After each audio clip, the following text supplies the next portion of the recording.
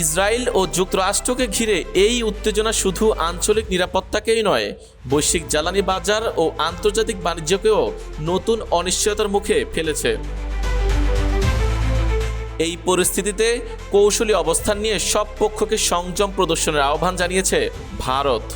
সোমবার রাজ্যসভায় বক্তব্য দিতে গিয়ে ভারতীয় পররাষ্ট্রমন্ত্রী এস জয়শঙ্কর বলেন, মধ্যপ্রাচ্যের বর্তমান পরিস্থিতি অত্যন্ত উদ্বেগজনক এবং উত্তেজনা কমাতে কূটনৈতিক সংলাপই একমাত্র কার্যকর পথ।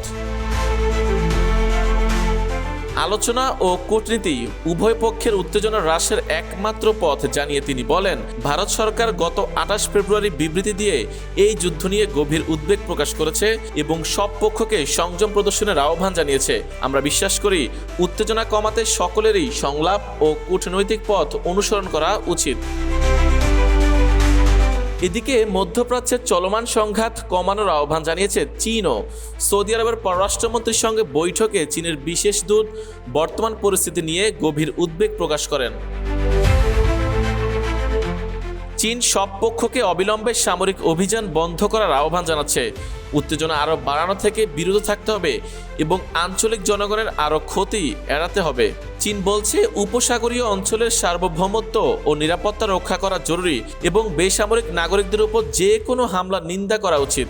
এদিকে যুক্তরাষ্ট্র ও ইরানের হামলার পর শুরু হওয়া সংঘাত ইতোমধ্যে বৈশ্বিক জ্বালানি নিরাপত্তা ও বাণিজ্যের উপর প্রভাব ফেলতে শুরু করেছে।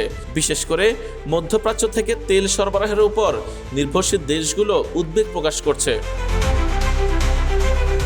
চীন, যা বিশ্বের অন্যতম বড় জ্বালানি আমদানিকারক দেশ, এই পরিস্থিতিকে তাদের তেল সরবরাহের জন্য সম্ভাব্য ঝুঁকি হিসেবে দেখছে। এই সংঘাত নিয়ে কূটনৈতিক পর্যায়েও তৎপরতা শুরু হয়েছে।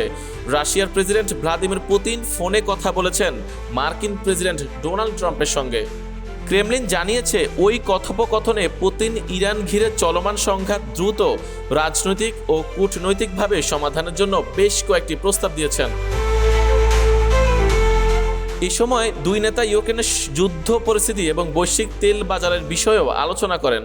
বিশ্লেষকদের মতে, ইরানকে কেন্দ্র করে শুরু হওয়া এই সংঘাত যদি দীর্ঘায়িত হয়, তবে তা শুধু মধ্যপ্রাচ্যেই নয়, বৈশ্বিক অর্থনীতি ও জ্বালানি বাজারেও বড় ধরনের অস্থিরতা সৃষ্টি করতে পারে। তাই পরিস্থিতি শান্ত করতে সামরিক উত্তেজনার বদলে কূটনৈতিক উদ্যোগ জোরদারের উপরই জোর দিচ্ছে বিভিন্ন দেশ। মধ্যপ্রাচ্যের এই সংকট এখন বিশ্ব রাজনীতির অন্যতম বড় উদ্বেগ হয়ে উঠেছে। পরিস্থিতি কোন দিকে মোড় নেয় তা নির্ভর করবে কূটনৈতিক উদ্যোগ কতটা দ্রুত ও কার্যকরভাবে বাস্তবায়িত হয় তার উপর।